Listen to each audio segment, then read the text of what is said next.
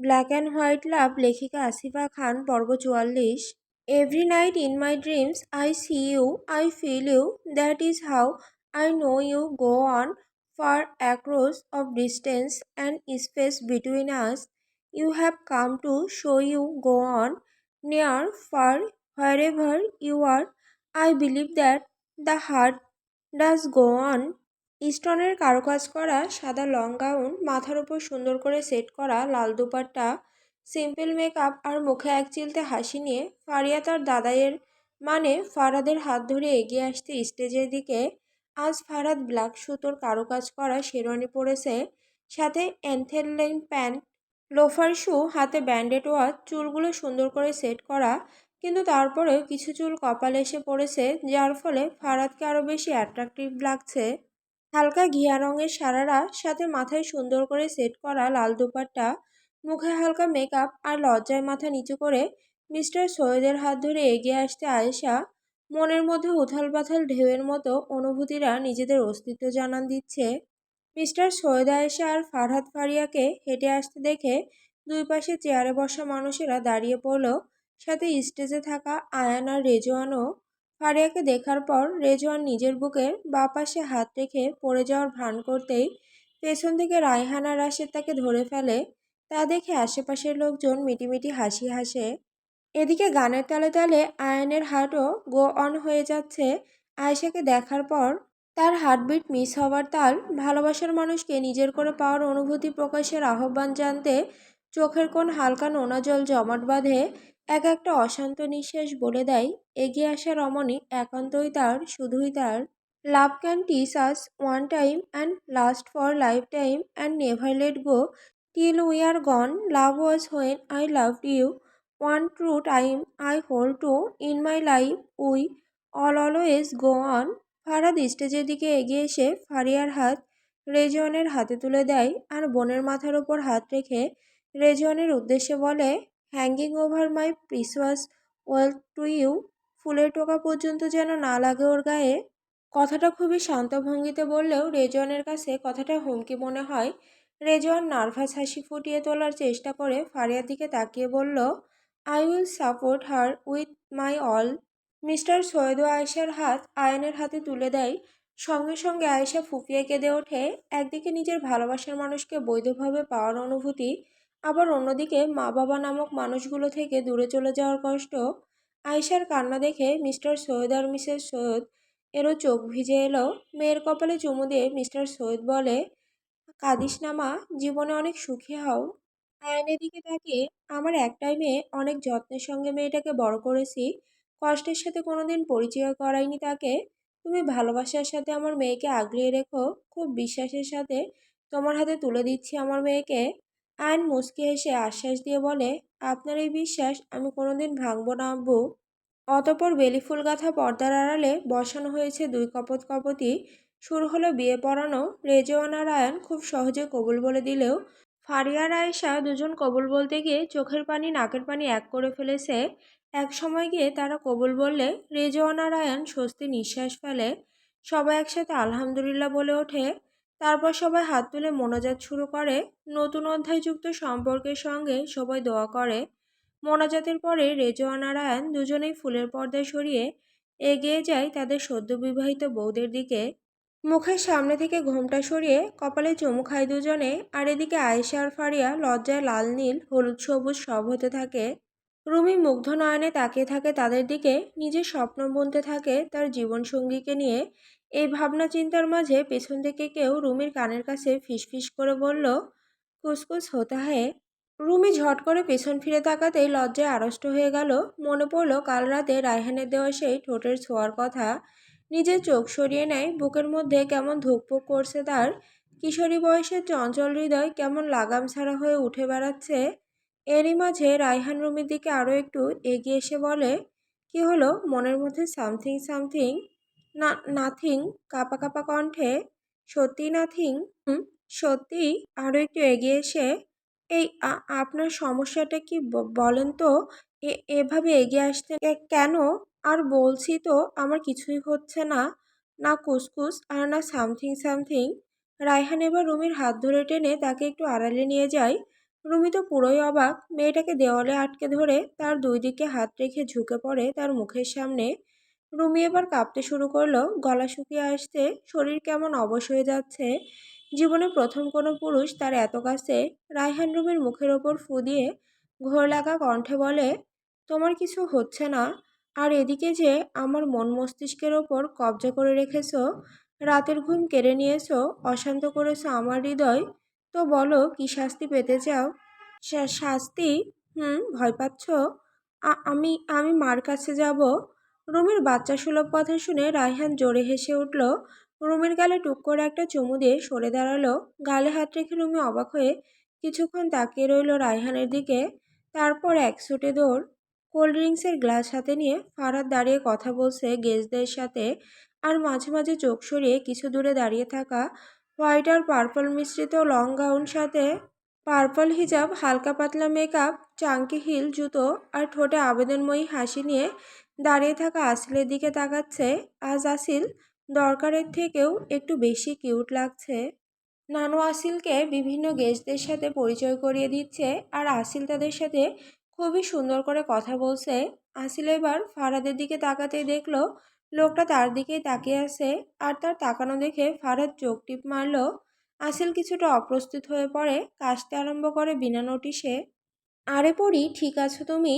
নানু অস্থির হয়ে আসিলের পিঠে হাত বুলিয়ে দিতে দিতে বলল কথাটি। এরই মাঝে ফারাদ এক গ্লাস পানি নিয়ে আসিলের সামনে এসে দাঁড়ালো। আসিলের কাশি কমার বদলে আরও বেড়ে গেল। ফারাদ বাঁকা এসে আসিলের মুখে পানির গ্লাস ধরে পানি খেতে সাহায্য করে। আসিল একটু শান্ত হলে ফারাদ আসিলের গালে হাত রেখে স্লাইড করতে করতে বলে, what happened? Is anything wrong? আসিল ছোট ছোট চোখ করে তাকালো ফারাদের দিকে। পাজি ছেলে নিজেই সবকিছু রং করে আবার কারণ জানতে চাইছে। নানি এতক্ষণে কেটে পড়েছে, নাতির রোমান্টিক মুহূর্ত সে খারাপ করতে চায় না। আসিল চারিদিকে তাকিয়ে নিজের গাল থেকে ফারাদের হাত সরিয়ে দেওয়ার চেষ্টা করে বলল, আমি ঠিক আছি, হাত সরান, সবাই দেখবে। ফারাদ এবার ঘাড় তেরাভাবে বলে উঠল, দেখুক একটা কিট চাই আমার। আসিল বিস্ফোরিত চোখে তাকিয়ে বলল, এখন? এখনই আর এখানেই? ফারহাদ না, অসহায়ভাবে। ঠিক আছে, আমি করে নিচ্ছি। ফারহাদ এগিয়ে আসতেই আসিল ফারহাদকে থামিয়ে দেয়, মিনমিনে স্বরে বলে, কেন এরকম করছেন আপনি? আমার বউটাকে আজ একটু বেশি কিউট লাগছে। That's why I can not control my self. আসিল এবার লজ্জা পেয়ে মাথা নিচু করে। ফারাদ আসিলের চিবুকে আঙুল ঠেকিয়ে আসিলের মুখ উঁচু করে তুলে তার নরম ঠোঁটে গাঢ় একটা চুমু খেয়ে সরে যায়। আসিল তো বড় বড় চোখ করে চারিদিকে তাকায়, কেউ দেখল না তো তাদের। কিন্তু আসিল ভুল প্রমাণিত হলো, কারণ তাদের থেকে কিছু দূরে দাঁড়িয়ে আছে রুমি, মুখ হাঁ করে। আসিলের চোখ অনুসরণ করে ফারাদও রুমির দিকে তাকায়, দেখে মেয়েটা তাদের দিকে হ্যাংলার মতো তাকিয়ে আছে। সব আপনার জন্য হয়েছে। কি ভাবছে মেয়েটা আমাদের নিয়ে? নির্লজ্জ ভাবছে নিশ্চয়ই। আসিলের কথা শুনেও পাত্তা দেয় না ফারহাদ। সে তো রুমির দিকে তাকিয়ে ভ্রু নাচিয়ে বলল, রুমি, কিছু দেখেছো তুমি? রুমি উপর নিচ মাথা নাড়িয়ে হ্যাঁ বোঝায়, তার মানে সে দেখেছে। ফারহাদ তা দেখে বলে, যা দেখেছো তাকে তুমি শিখতে চাও? না না না, আমি কিছু দেখিনি, সত্যি বলছি আমি কিছু দেখিনি, বলেই দৌড় দেয়। এদিকে আসিল মাথায় হাত দিয়ে চোখ মুখ কুঁচকে বলে, না, আমার মান ইজ্জত আর রইল না, সব ফালুদা হয়ে গেল। ধুর, বলেই চলে যায় আসিল। আর ফারাদ চোখ উল্টিয়ে ঠোঁট বাঁকায়, যেন তার কিছুই যায় আসে না। এদিকে রুমে নিজেকে বকতে বকতে দৌড়াচ্ছে।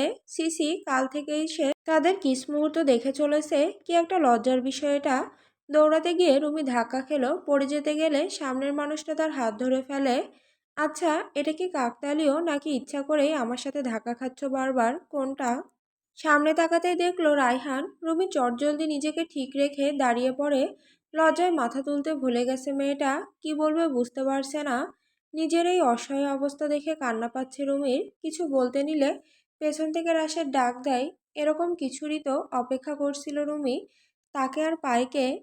হাসি, আনন্দ, আড্ডা, হই হুল্লোড়, খাওয়া দাওয়ার মধ্যে দিয়ে আজকের দিন অতিবাহিত হয়েছে। নতুন কপোত সুন্দর মুহূর্তের দ্বারা মেতে উঠেছে সারা কমিউনিটি সেন্টার। এখন শুরু বিদায় পালা, একটা মেয়ের জীবনে সবচাইতে বেশি দুঃখের মুহূর্ত। আয়েশা তার বাবার কাঁধে মাথা রেখে কেঁদেই চলেছে, আর ফারিয়া ফারাদের বুকে মাথা রেখে ফারিয়ার মাথায় হাত বুলিয়ে দিচ্ছে। ফারাদ কিছু বলছে না। এদিকে আয়ান আর রিজন দাঁড়িয়ে আছে আর দেখে যাচ্ছে তাদের প্রেয়সীদের। আচ্ছা, তারা কি তাদের কিডন্যাপ করে নিয়ে যাচ্ছে? ওদের কান্না দেখে রুমিও কান্না করছে তার মাকে জড়িয়ে ধরে। শু, আর কান্না করতে হবে না। আমার বোনের চোখে পানি আমি একটু বরদাস্ত করতে পারবো না। ফারাদ কিছুভাবে ফারিয়াকে চুপ করিয়ে গাড়িতে বসিয়ে দেয়। রেজওয়ান সবার কাছ থেকে বিদায় নিয়ে গাড়ি স্টার্ট দেয়। আয়েশাকেও মিস্টার সৈয়দ গাড়িতে বসিয়ে দেয়। আয়ান আসিলকে জড়িয়ে ধরে সবার কাছে দোয়া ও বিদায় নিয়ে বেরিয়ে পড়ে। রাত প্রায় 11:30। আয়নের গাড়ি ব্রেক করে একটা বিচ সাইড স্টোন হাউসের সামনে। গাড়ি থেকে নেমে আয়েশাকে জোর করে কোলে তুলে নেয় আয়ান। হঠাৎ এরকম হয়, আয়েশা গলা জড়িয়ে ধরে আয়ানের, অবাক হয়ে বলল, আমরা এখানে কেন? কারণ আমি চাই আজকের স্পেশাল নাইটটা আমরা এখানে স্পেন্ড করব। তোমাকে আগে বলিনি, সারপ্রাইজ দিতে চেয়েছিলাম। আয়ানের এহেন কথায় আয়েশা লজ্জা পেয়ে মাথা নিচু করে নেয়। আয়ান শব্দহীন হাসি দিয়ে দরজা খুলে আয়েশাকে ভেতরে নিয়ে যায়। আয়েশা তো পুরাই অবাক। বাড়িটা পুরোই পাথরের, ছোট ছোট মোমবাতি জ্বালানো পুরো বাড়ি জুড়ে, যা পরিবেশটাকে আরো বেশি রোমান্টিক করে তুলেছে। কিছু দূরে গোলাকার বিছানা আর সামনের কাচের দেওয়াল, যেটার দ্বারা বাহিরের নদীর পরিবেশ একদম স্বচ্ছভাবে দেখা যাচ্ছে। আয়েশা দ্রুতগতিতে কাচের দেওয়ালের সামনে দাঁড়ায়, মুগ্ধ নয়নে তাকিয়ে থাকে বাহিরের দিকে। শান্ত পরিবেশে আকাশে বিশাল চাঁদ, সাথে তারাদের মেলা। আয়েশা যেন হারিয়ে গেছে কোথাও। আয়ন আয়েশার পেছনে দাঁড়ায়, কাচের দেওয়ালে হাত রেখে হালকা ঝুঁকে পড়ে আয়েশার ঘাড়ের কাছে। ছোট ছোট চুমু দেয়। আয়েশা তার দোপাট্টা চেপে ধরে। আয়ন শান্ত গলায় বলল, পছন্দ হয়েছে? ভীষণ সুন্দর, অনেক পছন্দ হয়েছে। Thank you for this amazing surprise. Ion বিস্তার হেসে আয়েশাকে পেছন থেকে জড়িয়ে ধরে আর থুতনি রাখে কাঁধে। আয়েশা কেঁপে ওঠে, বুকের ধুকপুকানি বেড়ে যায়। দুজন কিছুক্ষণ এই মুহূর্ত উপভোগ করতে থাকে। তারপর আয়ন মিষ্টি কণ্ঠে বলল, so get ready to be perfect wife. নিজের দায়িত্ব জানো তুমি। সকাল 7টায় আমার নাস্তা বানিয়ে দেবে। আমি যখন ওয়ার্কআউট করে আসব তখন আমায় কড়া জুস দেবে। আমার ডিউটি যাওয়ার আগে আমার খাবার প্যাক করে দেবে। সন্ধ্যায় যখন আমি বাড়ি ফিরব তখন আমি তোমাকে প্রপারলি ড্রেসড দেখতে চাই। ঘরের কাপড়ে আমি তোমাকে দেখতে চাই না, এনি কোশ্চিন। আয়নের কথা শুনে আয়েশা বিস্তর হেসে আয়নের সামনে দাঁড়ায়। আয়নের হাত ধরে বিছানায় বসিয়ে দেয় আর বলে, না, আপনি বসতে পারেন। আয়ন ভ্রুকুচকে আয়েশাকে টান দিয়ে নিজের কোলে বসিয়ে নিল। কোমর জড়িয়ে ধরে আবার বলে উঠল, আমার জুতো পলিশ করে দিতে হবে। কাজের সময় আমার ফোন করা যাবে না। মাসে একবার শপিং, আর বেশি ফরমাইশ আমি মানতে নারাজ। আন্ডারস্ট্যান্ড? আয়েশা সব কিছু শুনেও কিছু বলে না, শুধু মিষ্টি হাসি ফুটিয়ে তাকিয়ে থাকে আয়নের দিকে। আয়ন চোখ ছোট ছোট করে ভ্রু কুঁচকে তাকিয়ে আয়েশাকে আরো শক্ত করে জড়িয়ে ধরে প্রশ্ন করে, তোমার রাগ হচ্ছে না আমার কথা শুনে? আয়েশা মাথা নাড়িয়ে না বোঝায়। আয়ন আয়েশার মুখের সামনে ঝুঁকে পড়ে বলে, তুমি আমার কথাগুলোকে একটু সিরিয়াসলি নিচ্ছ না? আয়েশা এবার ফিক করে হেসে ফেলে, না বোঝায়। এবার আয়নও জোরে হেসে ফেলল। দুজনে একসাথে হাসতে লাগলো। কিছুক্ষণ পর আয়ন আয়েশাকে বিছানায় শুয়ে আয়েশার দুই দিকে হাত রেখে সিরিয়াস ভঙ্গিতে বলল, you are looking very beautiful. Ayesha হাসি থামিয়ে লজ্জায় চোখ নামিয়ে নিল। বলল, thank you, and you are looking very handsome. Ayan ফিসলে হেসে কিছুক্ষণ আয়েশার দিকে তাকিয়ে রইল। আয়েশা এখন তার বউ। কথাটা ভাবতেই আয়নের শরীর বেয়ে শীতল স্রোত বয়ে গেল। নিষিদ্ধ অনুভূতিগুলো মাথায় চাগার দিয়ে উঠছে। ঘোর লেগে যাচ্ছে তার। আয়েশা এবার চোখ তুলে আয়নের দিকে তাকাতেই দেখল আয়ন একদৃষ্টিতে তার দিকে তাকিয়ে আছে। তা দেখে আয়েশা লজ্জায় আড়ষ্ট হয়ে গেল। আয়ন আয়েশার গালে হাত রেখে আঙুল স্লাইড করে ঘোর লাগা কণ্ঠে বলে, আয়েশা, হুম, কেনাই। আয়নের আর কিছু বলার আগেই আয়েশা তর্জনী আঙুল উঠিয়ে আয়নের ঠোঁটের উপর রেখে মিষ্টি কণ্ঠে বলে, আমি পুরোটাই আপনার। আয়ন মুচকি এসে আয়েশাকে শক্ত করে জড়িয়ে ধরে। তারপর আয়েশাকে কোলে তুলে আয়নার সামনে বসায়। মাথা থেকে ঘোমটা সরিয়ে আয়েশার সমস্ত জুয়েলারি খুলে দেয়। আয়েশার পায়ের কাছে বসে নিজের হাতে সোনার নূপুর পরিয়ে দেয় আর ঠোঁট ছুঁয়ে দেয় আয়েশার পায়ে। আয়েশা কেঁপে ওঠে। আয়ন আয়েশার গালে হাত রেখে বলল, এটা কোনো দিন নিজের থেকে আলাদা করবে না? আয়েশা সম্মতি জানিয়ে উঠে দাঁড়ায়। আয়ন আয়েশার কোমর জড়িয়ে ধরে নিজের সাথে মিশিয়ে নিল। আয়েশা আয়নের বুকের কাছে শেরওয়ানি চেপে ধরে। আয়ন মাথা নামিয়ে আয়েশার ঠোঁট জোড়া মিশিয়ে নিল নিজের অধরের সাথে। কোমর আরো শক্ত করে জড়িয়ে ধরে। আয়েশা চোখ বন্ধ করে নেয়। আয়নের চুমু এবার অশান্ত হয়ে উঠছে। আয়ন এবার ঘামতে আরম্ভ করে, গলা শুকিয়ে আসছে তার। আয়ন এবার আয়েশাকে ছোট ছোট উষ্ণ ঠোঁটের ছোঁয়ায় ভরিয়ে দেয়। আয়েশা জোরে নিঃশ্বাস নিচ্ছে, শুকনো ঢোক গিলছে বারবার। আয়নের এই পাগল করা ছোঁয়া তাকে কাঁপিয়ে তুলছে অবিরাম। বাধাহীন হয়ে নিজে উড়ে যেতে চাইছে আয়নের সাথে। আয়ন গলা থেকে মুখ তুলে তাকায় আয়েশার দিকে। মেয়েটা চোখ বন্ধ করে আছে। আয়নের স্পর্শ না পেয়ে আয়েশা চোখ খুলে আয়নের দিকে তাকাতেই আয়েশা লজ্জা পেয়ে সরে যেতে চাইলে আয়ন তাকে আটকে ধরে। আমি কাছে আসলে এরকম পালাই পালাই করো কেন? লজ্জায় নাকি ভয়ে? আয়েশা আয়নের চোখে চোখ রেখে কাঁপা কাঁপা কণ্ঠে বলল, আপনাকে হারিয়ে ফেলার ভয় আর আপনার কাছে আসার লজ্জা দুটোই একসাথে ধরা দিচ্ছে। আয়ন আয়েশার কোমর জড়িয়ে ধরে বলল, সৃষ্টিকর্তা ছাড়া আমাকে তোমার থেকে কেউ আলাদা করতে পারবে না। আর রইল লজ্জা, তা আমি দূর করে দিচ্ছি। বলে আয়ন আয়েশাকে কোলে তুলে বিছানায় শুয়ে দিয়ে নিজের ভর ছেড়ে দেয় আয়েশার ওপর। আয়েশা মাথা অন্যদিকে ঘুরিয়ে নিল। আয়ন অস্থির হয়ে আয়েশার গলায় ডুব দেয়। আয়েশার হাত মুঠোয় নিয়ে বিছানার উপর চেপে ধরে। ধীরে ধীরে আয়ন উন্মাদ হয়ে ওঠে। খসে পড়তে থাকে তাদের কাপড়। আয়ন নেমে আসে আয়েশার বুকে পেটে। পরম যত্নে নিজের ঠোঁট ছোঁয়ায়। পাগল করে আয়েশার উন্মুক্ত ওঠানামা শরীর। টেবিলের ওপর রাখা মোমবাতি নিভে যায় এক এক করে। ভালোবাসার প্রজাপতি ডানা মেলে উড়ে বেড়াচ্ছে। ঘন নিঃশ্বাসের শব্দ ছড়িয়ে পড়ছে পুরো রুমে। আয়েশার চোখে কোণ বেয়ে গড়িয়ে পড়ে নোনা জল। এই যন্ত্রণার মধ্যেও কোথাও সুখের অনুভূতি পাচ্ছে সে। রাত গভীর হওয়ার সাথে সাথে তাদের অন্তরের মিলও গভীর হচ্ছে। চাঁদের আলোয় আলোকিত এই রুমে চলছে ভালোবাসার আদিম খেলা। লাল গোলাপ আর মোমবাতি দিয়ে সাজানো রুমের বিছানায় ফারিয়াকে নিজের সামনে বসিয়ে গালে হাত রেখে প্রায় 40 মিনিট ধরে শুধু দেখেই চলেছে রেজওয়ান। এই দেখা যেন আজ থামার নাম নেবে না। ফারিয়া তো লজ্জায় চোখ তুলতেই ভুলে গেছে।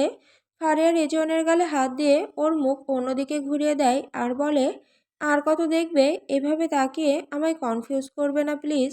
রেজওয়ান ফারিয়ার দিকে এগিয়ে বসে। ফারিয়ার হাত ধরে আবেগময়ী কণ্ঠে বলে, তুমি আর কনফিউজড কেন?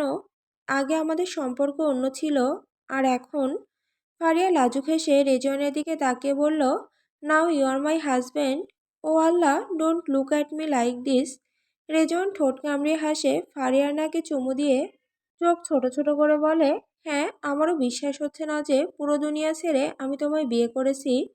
ফারিয়া ভ্রুকুচকে ঠোঁট বাঁকিয়ে বলল, তো দিস ইজ কল ডেস্টিনি।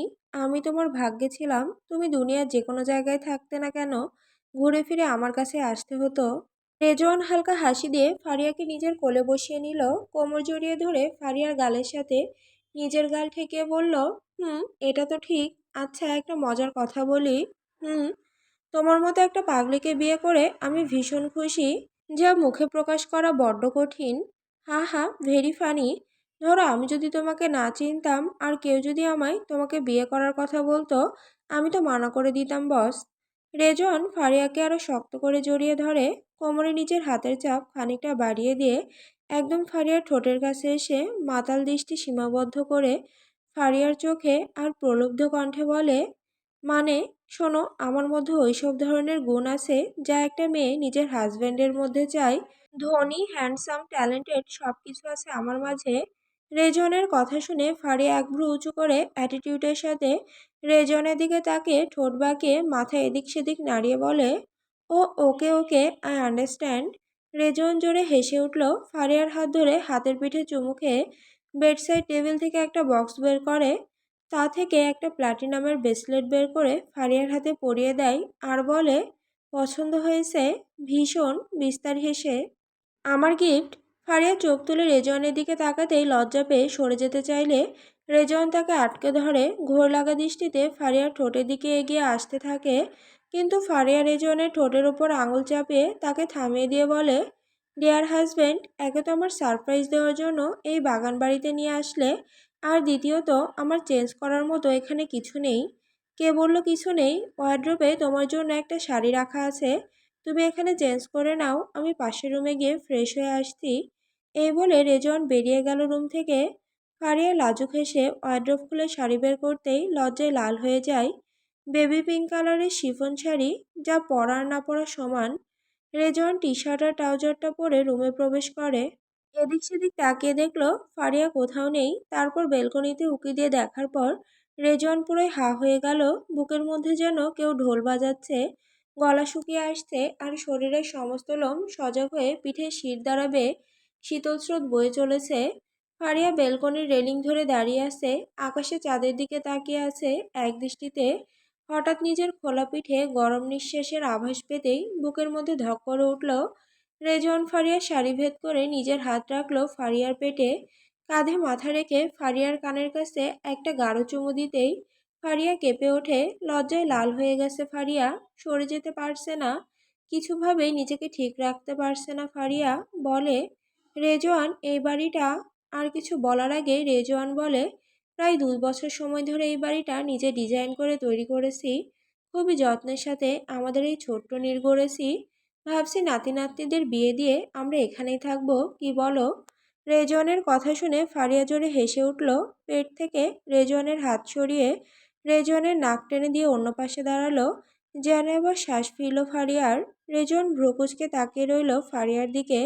সে ফারিয়ার দিকে এগিয়ে তার বাহু ধরে নিজের মুখের সামনে আনলো, তারপর উন্মুক্ত কোমর জড়িয়ে ধরে বলল, আমি কিছু ভুল বললাম? হুম, একদম না। জানো, আজ তোমায় বউরূপে কতটা সুন্দর লাগছিল, আমি তো চোখ সরাতে পারছিলাম না। ফারিয়া হাত উঁচিয়ে রেজওয়ানের গলা জড়িয়ে ধরে ভ্রু নাচিয়ে বলে, আর এখন? রেজওয়ান ফারিয়ার কোমর আরো শক্ত করে জড়িয়ে ধরে ঘোর লাগা কণ্ঠে বলল, ভেরি হট। ফারিয়া চোখ নামিয়ে রেজওয়ানের কাছ থেকে সরে যেতে চাইলে রেজওয়ান ফারিয়াকে ঘুরিয়ে নিজের বুকের সাথে মিশিয়ে নিল। পেট জড়িয়ে ধরে মাথা নামিয়ে ফারিয়ার খোলা কাঁধে নাক ঘষে ঠোঁট স্পর্শ করে মাতাল কণ্ঠে বলে, ফারিয়া, তুমি কি বুঝতে পারছো? আমি তোমায় খুব কাছে পেতে চাইছি, নিজের করে নিতে চাইছি। তুমি কি অনুমতি দেবে আমায়? ফারিয়া মাথা নিচু করে থাকে, শব্দগুলো দলা পাকিয়ে গলায় আটকে পড়েছে। এই শান্ত আর ঠান্ডা পরিবেশে ফারিয়া কাঁপছে, বুকের ওঠানামা বেড়েই চলেছে। সেও চাইছে আজ রেজওয়ানের সাথে হারিয়ে যেতে ভালোবাসার সাগরে। এদিকে ফারিয়ার কোনো রকম উত্তর না পেয়ে রেজওয়ান ফারিয়াকে ছেড়ে দুপা পিছিয়ে যায়। রেজওয়ান পেছন ঘুরে চলে যেতেই ফারিয়া তার বাহু ধরে তাকে ঘুরিয়ে পা উঁচু করে রেজওয়ানের গলা জড়িয়ে ধরে ঠোঁটে ঠোঁট চেপে ধরে। রেজওয়ান তো অবাকের চরম পর্যায়ে পৌঁছে যায়। তারপর প্রেয়সীর সম্মতি পেয়ে হেসে ফারিয়ার কোমর জড়িয়ে ধরে তাকে শূন্যে তুলে পরম যত্নে চুমু খেতে থাকে। ফারিয়া রেজওয়ানের চুল মুঠো করে ধরে, ধীরলয়ে কিস এখন অশান্ত রূপ ধারণ করেছে।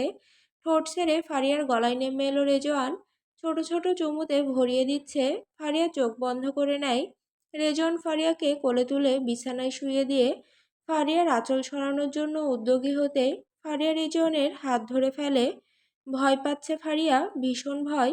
রেজওয়ান ফারিয়ার ভয় বুঝতে পেরে ফারিয়ার ঠোঁটে চুমু দিয়ে বলে, ভয় নেই জান, আমি আছি তো। ফারিয়ার যেন মানল তার প্রিয়তমের কথা। ধীরে উন্মাদে পরিণত হচ্ছে তারা দুজনই। ভালোবাসার আদিম খেলায় মেতেছে তারা। ফারিয়া শেষ পর্যায়ে ফুঁফিয়ে কেঁদে ওঠে। প্রণয় পাগল ছোঁয়া ফারিয়াকে কেমন যন্ত্রণা দিচ্ছে, তেমনি পরম সুখের অনুভূতিও দিচ্ছে। শেষ রাতে রেজওয়ান ফারিয়ার চোখের পানি মুছে নিজের ক্লান্ত শরীর বিছিয়ে দেয় ফারিয়ার পাশে। ফারিয়ার ঠোঁটে চুমু দিয়ে তাকে জড়িয়ে ধরে ঘুমের দেশে পাড়ি জমায়।